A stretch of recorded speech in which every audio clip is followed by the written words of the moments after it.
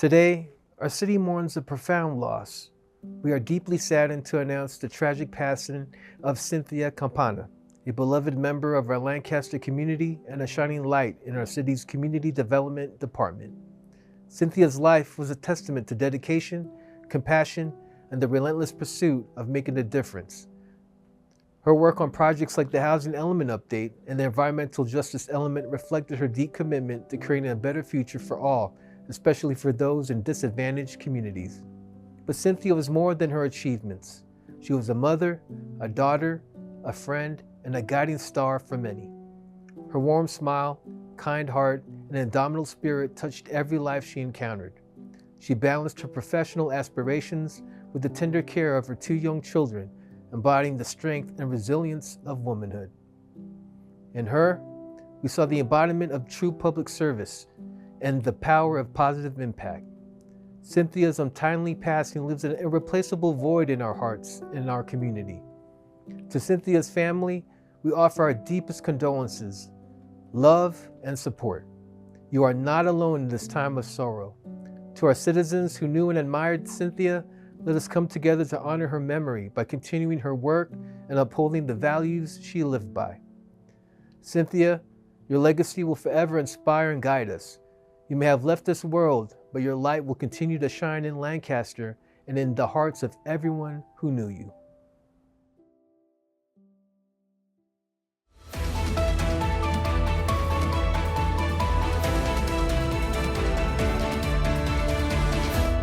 From the hangar in Lancaster, California, I'm Brianna. And I'm Ryan. On this episode of L28 News, former Director of Public Safety Rod Armelin is sworn in as Lancaster's new Chief of Police. Lancaster's newly formed police department and public safety officers shut down illegally operated senior homes in the community. A highlight of the city's first ever Walk and Roll Fest on the Boulevard, and artist Joy Ray's A Mirror with Breath Like Stone, housed in the Moa Cedar. A highlight of our weekly L28 sports broadcast that saw Desert Christian's varsity team take on Milken Community School.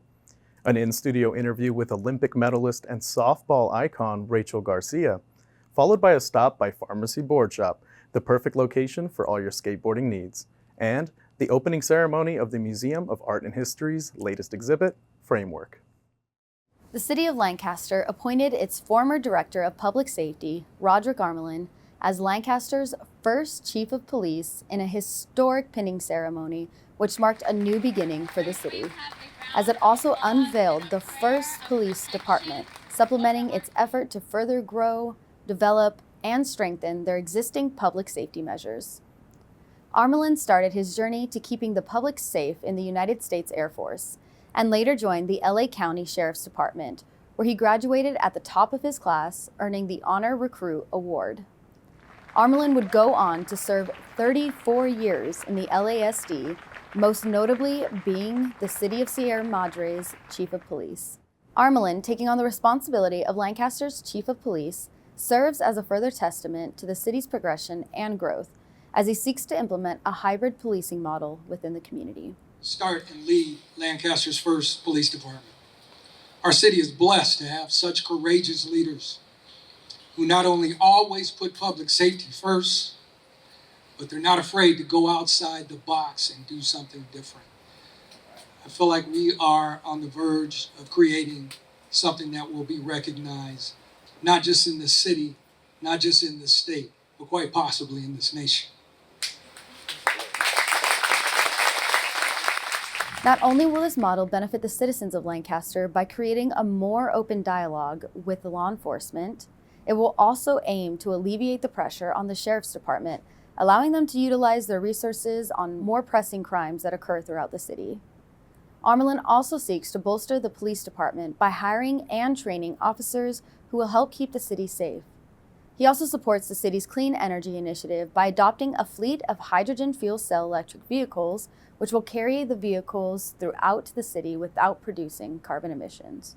During the ceremony, Armelin's commitment and sacrifice was recognized by Lancaster's council members, California Assemblyman Tom Lackey, and the City of Palmdale, presenting the newly appointed chief with certificates of recognition. Once Armelin took the oath as Lancaster's new Chief of Police, his wife, pinned the badge onto his uniform, further cementing his legacy and marking the beginning of a new era for himself and the city of Lancaster as a whole. As the ceremony came to a close, members of Quartz Hill Young Marines and those in attendance formed a line to take photos with the chief, commemorating the day and ending the ceremony in high spirits. To keep up with the latest news happening in and around the city of Lancaster, tune into L28 News, visit the website on screen, or scan the QR code. In a significant operation executed on Tuesday, September 19th, the Lancaster Police Department, in collaboration with various local and state agencies, targeted illegal elder care facilities that have been exploiting vulnerable citizens in the community. The joint operation, spearheaded by Lancaster Police Chief Rod Armelin, cracked down on unlicensed elder care facilities operating in residential zones, often leading to allegations of abuse, fraud, and the coerced relinquishment of seniors' assets, including their homes. 3 locations were served search warrants as part of this operation, and violations were found at all sites.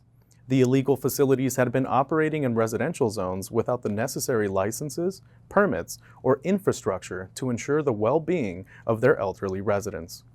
Reports of elderly abuse and fraud had raised concerns about the conditions within these unregulated establishments, where unsuspecting seniors were defrauded and left in deplorable living conditions. 2 criminal citations were issued during the operation, and 19 individuals underwent medical screening. Out of those screened, 6 were removed for their health and safety, underlining the severity of the conditions within these facilities. Participating agencies included the City of Lancaster's Police Department, Public Safety, and Building and Safety Departments, the LA County Fire Department, Los Angeles Sheriffs, the California Department of Social Services, and LA County's Adult Protective Services.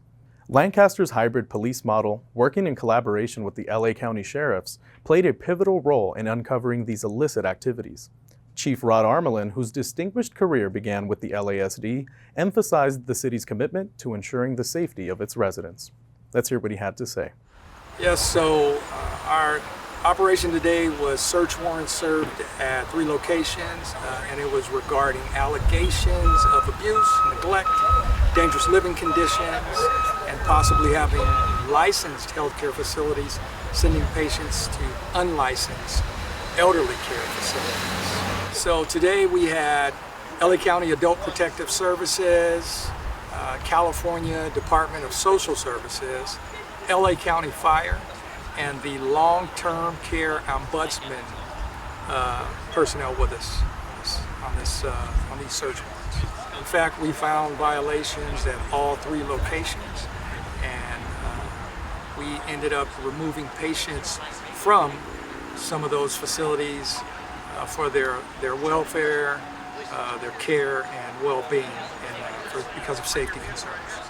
So the message is that we at the Lancaster Police Department and Public Safety Department, we care deeply about our most vulnerable citizens, and some of those are in fact our elderly. And anytime we learn of concerns involving their welfare or abuse, we are going to act. And that is what this investigation was about. And we encourage the community, if you have concerns regarding things as this or anything else involving our elderly people, please reach out and let us know. The operation showcased the unity and dedication of multiple agencies working together to safeguard the residents of Lancaster.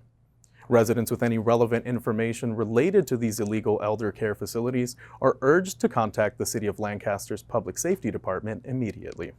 All information provided will be treated as confidential. For more information, visit the City of Lancaster's website, cityoflancasterca.gov.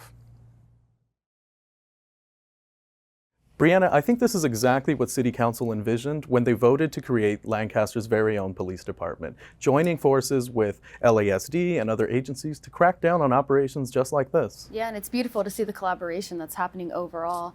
Not to mention, the idea behind a hybrid policing model, right? Keeping the lines of communication between the community and law enforcement open was the goal, and look at what they're already doing so far. They've made so many strides, and that's beautiful. Right, and I mean, it didn't take very long, right? They were just formed and not short after, they have this operation in the works and really hit the ground running in ensuring that our streets are safe.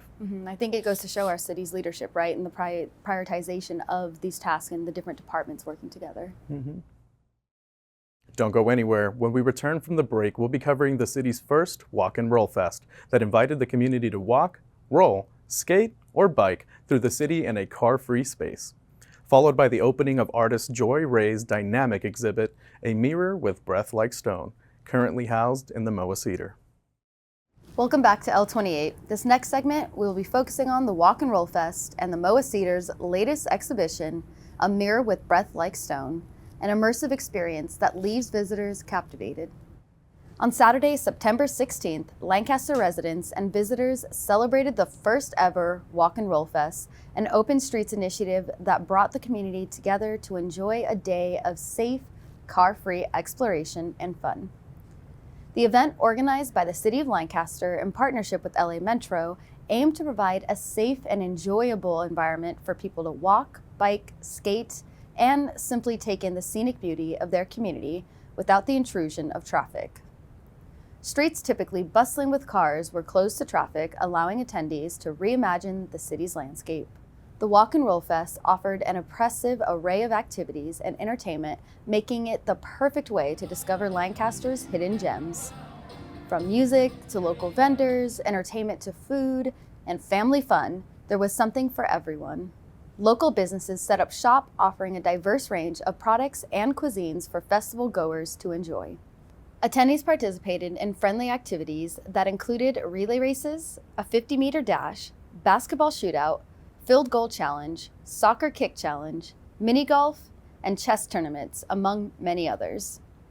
Kids and adults alike had a blast in the foam party, splash pads, Zorb balls, and an exhilarating obstacle course.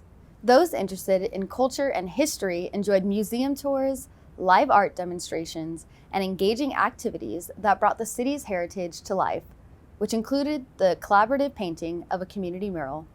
Extreme sports enthusiasts were not left out, as BMX and skate demonstrations wowed the crowd.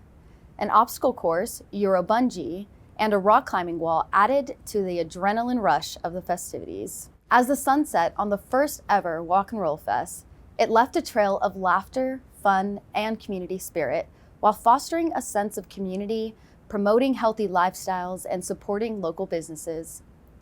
For more information about upcoming city events like this one, visit the City of Lancaster's website or scan the QR code on screen. Brianna, that was awesome coverage of the city's first Walk and Roll Fest, and it really looked like a lot of fun. Was. What was probably your favorite part or your biggest takeaway? Yeah, it was nice to see, the community come together regardless of the age that they were at. People were able to bike, to roll. We even saw a bunch of those electric scooters, and Nice. It was amazing. And it was wonderful to see, teenagers who are maybe like skating, being able to legally skate over, the stairs and have fun and reconnect with their friends. So it was such a beautiful experience to see everyone come together and then just kind of, revisit the city in a way that was new and fresh to them. Absolutely, and I love that this festival kind of encouraged everyone to slow down a little bit. When you're in your car driving from point A to B, you're really just kind of focused on getting there. Yep. And a lot of times you might miss your surroundings and kind of where you're driving through. So I thought that was really cool to, like you said, kind of revisit the city, but this time on foot or on wheels. And kind of maybe discover new things that you didn't know were there. Yeah, exactly. It was so beautiful and so fun. The Moa Cedar, one of Lancaster's esteemed art galleries, has just opened its doors to a mesmerizing new exhibit that transports visitors back in time to the early 1900s. Titled A Mirror with Breath Like Stone, this immersive experience by Hawaii and Los Angeles-based artist Joy Ray is an exploration of Lancaster's rich history using sculptures, textiles, and audio. Upon entry into the exhibit, visitors are greeted by a darkened art gallery, setting the stage for a journey through time.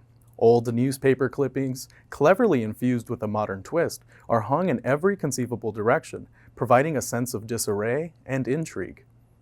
The walls are lined with stories that send shivers down the spines of readers, in addition to the exhibit that the artist expands upon during our interview. Joy Ray touches on the inspiration behind using these mediums to highlight the Moa Cedar's past, and why she feels it's important to preserve the history of this building through art. Ray also touches on her creative journey in bringing this exhibit to life, how she hopes visitors will interact with it, and much more. Here's L28's correspondent Angel Stephenson with more.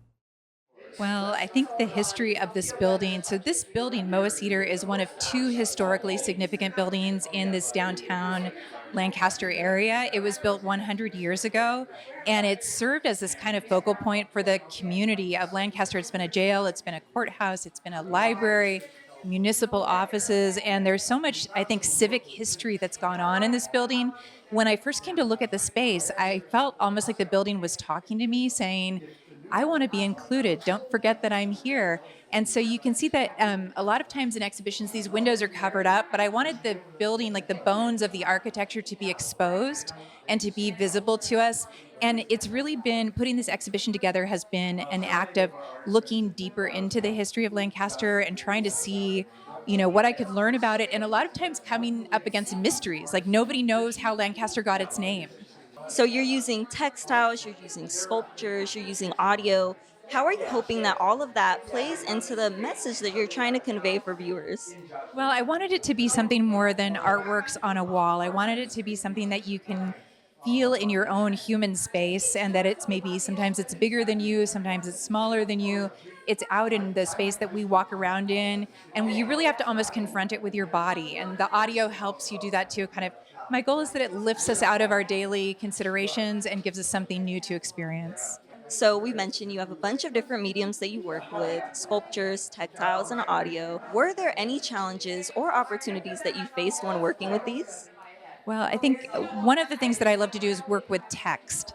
And I actually had a real challenge finding text, because the text on these old newspapers, you can't read it. And so one of the things that I did, one of the solutions I used, was to involve AI and GPT. And so I started asking GPT questions and, you know, like, how did Lancaster get its name? Or, you know, tell me about the history of this or the history of that. And the most fun answers that I got, I asked it to tell me ghost stories set in this building. And so that whole hallway in there is ghost stories that AI made up about the Moa Cedar building. And some of them are very, very spooky, actually. It got a little weird, I'm not going to lie. I'm excited about all the rooms, but I'm really excited about the lobby. And the lobby, when you walk in, when I was looking through the old microfilm at the Lancaster Library, I just fell in love with the way it looks kind of crackled and scratched and glitchy. And so I blew those images up onto silk panels that are bigger than, you know, than our bodies for sure. And I just invite people to walk through those panels and to experience the silk kind of touching your skin and to look at these old, beautiful microfilm images. Awesome. And I heard you mention to a guest before that these newspaper clippings are actual like headlines and titles that were printed in the news. So again, the inspiration behind that?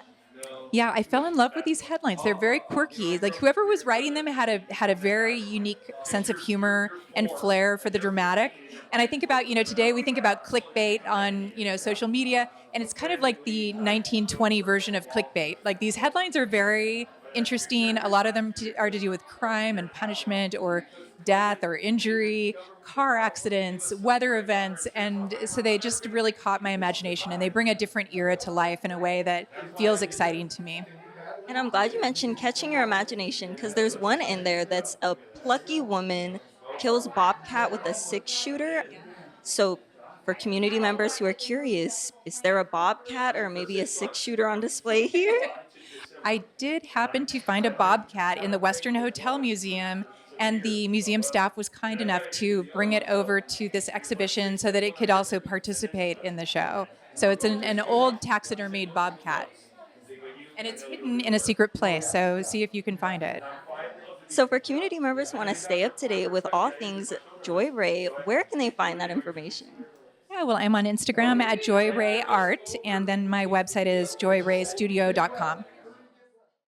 One of the standout features of the exhibit is the reimagining of the gallery windows.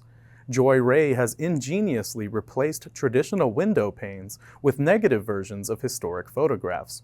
This artistic choice adds an extra layer of immersion, making visitors feel as though they are truly peering into the past. As visitors move between the various galleries, they are accompanied by faint sounds that further enhance the experience. The auditory elements transport them to a bygone era, allowing them to immerse themselves in the sights and sounds of early Lancaster. The MOA Cedar's latest exhibit showcases their commitment to innovative and thought-provoking contemporary art. A mirror with breath-like stone invites visitors to step into the shoes of Lancaster's early residents, offering a unique and immersive perspective on the city's history. This captivating exhibit is set to run for the next 2 months, giving visitors ample opportunity to journey back in time to the early 1900s and experience Lancaster like never before. MOA Cedar continues to be a cultural hub for Lancaster, bringing art, history, and creativity to life for the community and beyond. When we return from the break, L28 will be covering the thrilling varsity football matchup between Desert Christian and Milken Community School, followed by an in-studio interview with Olympic athlete Rachel Garcia. Thanks for watching L28 News. Next, we'll be covering Thursday night's showdown as Desert Christian took on Milken Community School in their head-to-head varsity matchup, followed by an in-studio interview with Olympic silver medalist and softball athlete Rachel Garcia. On a chilly Thursday night, under the glare of the Lancaster High School stadium lights, fans of high school football were treated to a thrilling showdown between the Desert Christian Knights and the Milken Wildcats. The game, which was the second live-stream sports broadcast by L28 Sports, turned out to be an epic battle that had spectators on the edge of their seats.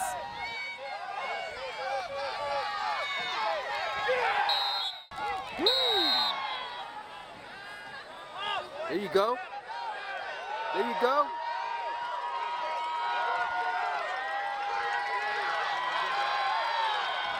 Desert Christian High School initially took a commanding lead, racing ahead to a 12-0 advantage.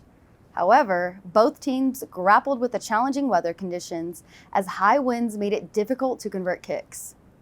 This created an unpredictable atmosphere which played a significant role in the game's outcome. Milken Community School, showing remarkable resilience, caught wind in their sails and turned the tide in their favor, stunning the crowd by leading 16-12 by halftime. The Wildcats' offensive prowess and adaptability under such adverse conditions were commendable. The second half brought further excitement, with Desert Christian launching a spirited comeback.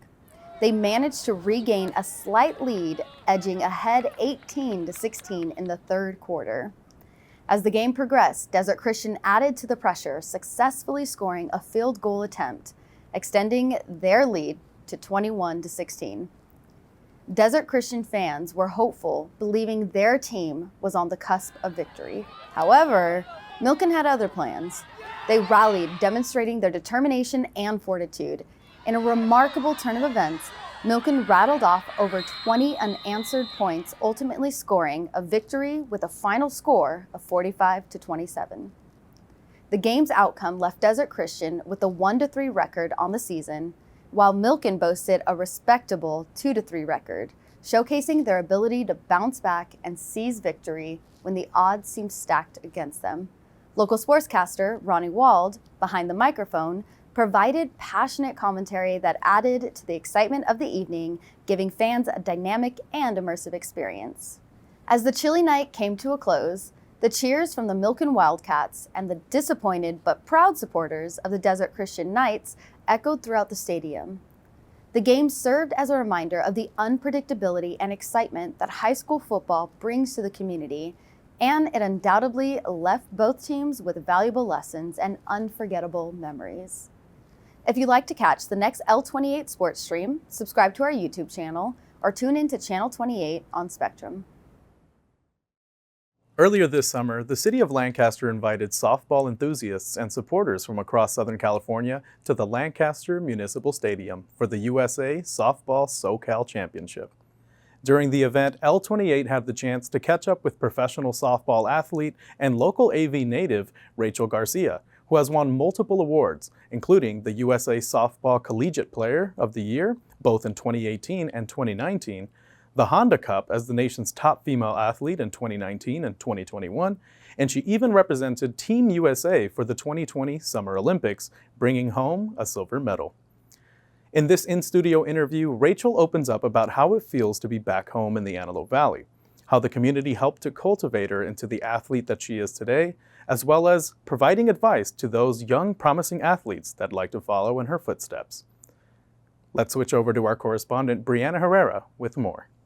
So amazing to have you here. I just want to know, how does it feel to be back in your own stomping grounds in the Antelope Valley?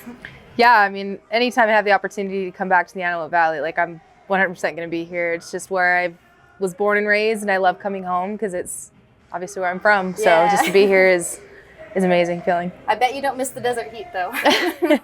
Actually, I prefer this desert heat than where I just came from. Oh, so, really? Yeah. Okay. See, some people like it, right? It feels good sometimes. Bask in the sun. So there were hundreds of players on the field today.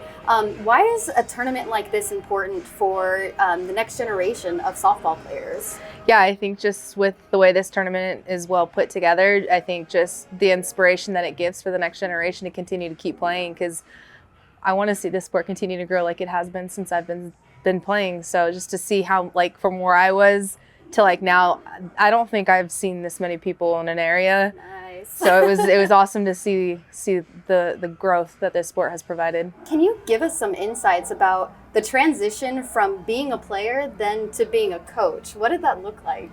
Yeah, I mean, it was definitely something that was really hard at first. It was more so of like understanding who I am as not just a player, but like who I am as a person, and how I'm just able to teach the sport of softball, and how I'm a communicator. So I feel like I've matured a lot since becoming a coach, and just been able to use my voice more. And as I continue to grow, I get to learn more about myself. Oh, I love that. That's amazing. Plus, I mean, it's obvious seeing you on the field today that you're such an inspiration for everyone too. So it's amazing to see you step into that coaching, right? And then to learn yourself more. That's beautiful. Mm-hmm. If there's any advice that you can give, the next generation who want to maybe follow in your footsteps, what advice would you give them? Yeah, I would say the biggest thing is to just don't be afraid to try it. Nice. Don't be afraid to go and try a different position. If you're having second thoughts, just do it. I mean, you might love, like for me, I didn't know I was going to be a pitcher, and I just loved pitching more than I liked playing the outfield. So you never know what comes about. But I mean, just the athleticism I think it gives you too when you do try out those different positions and figuring out who you are as a player. But don't be afraid to fail either, because no one said swinging a round bat and trying to hit a round ball is going to be easy. But if you love it, you're going to stick with it. Yeah, absolutely. And I love how you said that to the girls on the field today too. Of don't be afraid of that failure. Put yourself out there, right? The only way you can train a skill is just actively engaging in that behavior. Exactly. If you're going to fail at one thing, but it's how you're going to bounce back from it is how you grow. Love it. So as you can tell, there's still tons of music playing. We have people downstairs eating, hanging out with their families. What do you think about the turnout of this event today? I think it was amazing. Yeah. I mean, when I got asked to talk to the group, I was kind of nervous, because I did this a couple years ago. I can't remember when, but I remember like from then I was nervous, but then coming out here, I just was mind blown with just the amount of athletes that were on the field, the amount of parents and family that was sitting in the stands. Like, again, like it was just the biggest turnout I've ever seen at a tournament. So I think it's huge just to see, especially a place like the Antelope Valley, like host a tournament this big. Yeah, absolutely. And like you were saying before, the growth, right? And seeing that growth and how amazing it is. People are still out there and Yeah, they're exactly. still having fun. Well, thank you so much for tuning into L28. I'm Brianna Herrera here with Rachel Garcia, and we'll see you later. Awesome interview with Rachel. Out of all the answers and kind of the conversation you guys had, what would you say kind of stuck out to you the most? Yeah, one thing she said that I really think hit home was put your behavior out there. No matter what skill you're training, no matter what you're doing, especially if it's sports related, just train for it, right? Continue to grow, continue to develop, get back up, and keep trying towards something. She told us about how she had to switch positions when she was out in the field, and it was a new position for her. So the training that went in behind it, she just at first, maybe wasn't the best in that position, but over time, the skill was there and she started to develop it. So I think that reigns true on anything that you're doing, right? But especially sports related. I thought that was a very, very awesome answer that she gave us. Yeah, I mean, that is super admirable of her to, move with the punches and roll along with the punches. But it's also sage advice for, not just athletes, but just everyone as they're making their journey through life, right? Because life will throw curveballs at you, and, it's best to just kind of put yourself out there, and the more experience you gain, the better the outcome will be. Yeah, exactly. I love that. Thanks for sticking with us through the end of the episode. When we return back from the break, today's episode will be concluding with a visit to Pharmacy Boardshop and the opening of the Museum of Art and History's latest exhibit, Framework, which showcases the different ways in which wood can be used as an artistic medium. Thanks for joining L28's Watch to the End Club. We'll be ending today's episode with a visit to Pharmacy Boardshop along the boulevard that has transformed the local skate culture here in Lancaster, and Framework, the Museum of Art and History's latest exhibit that brings wood to life. The Pharmacy Boardshop is more than just a store. It's a cultural hub where skateboarding, art, and community converge. And in this upcoming news segment, our field correspondent, Jacobo Garrido, will take you on a journey through the world of the Pharmacy Boardshop, exploring its rich history, its impact on the Lancaster skate scene, and its enduring commitment to fostering creativity and camaraderie. I'm Jacobo Garrido, and today I'm at the Pharmacy Boardshop along the boulevard. And although the name may seem misleading, they really are a pharmacy for local skateboarders. But rather than filling you up with prescriptions, they fill your shopping carts with one-of-a-kind skate gear and rad threads. Let's go inside and check it out. Nestled between Lancaster Boulevard and Elm Avenue, the Pharmacy Boardshop has been serving Lancaster's ever-growing skate community for 2 decades long, as it was originally established in 1997 and currently operates 8 retail locations that can be found throughout Southern California. 2 of their prime locations serve the local skate community here in Antelope Valley, with one sitting along the boulevard and the other just down the 14 freeway in Palmdale. The shop provides an abundance of professional gear, ranging from clothing, shoes, and most importantly, skate accessories like trucks, wheels, and wax, as well as a wide variety of pro model skateboards that are perfect for any beginner or pro skater alike. With over 20 years in business, Pharmacy has continued to establish itself as one of the premier skate shops on the West Coast, through the continued partnership of working with exclusively distributed brands which are all hand-picked, creating a one-of-a-kind atmosphere for customers amongst every visit to the store. Along with providing local skaters a welcoming and one-of-a-kind, all-encompassing shop, Pharmacy Boardshop prides itself on the lasting culture it has established within the local community by generating an authentic atmosphere centered around the support of local skateboarders, musicians, car enthusiasts, and longtime loyal customers of the store. This constant support has given the Pharmacy Boardshop the unique opportunity to not only serve as a retail shop, but has also allowed the company to become a brand of its own, which creates house clothing, skateboards, and accessories.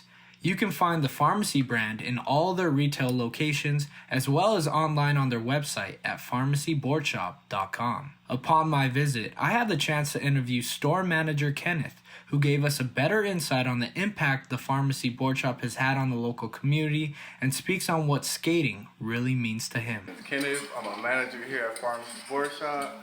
Through me, I basically keep the product coming in, keep the customers happy, customers satisfied, make sure we got all the cool clothes, the good stuff, all the accessories, keep the store stocked up, just keep everything flowing, make sure we got a good work environment around here. For me personally, I wouldn't define it as like one thing. It's kind of like an art, a passion, a hobby, something to do when you're sad, mad, bored. You can just express yourself with it, express your emotions.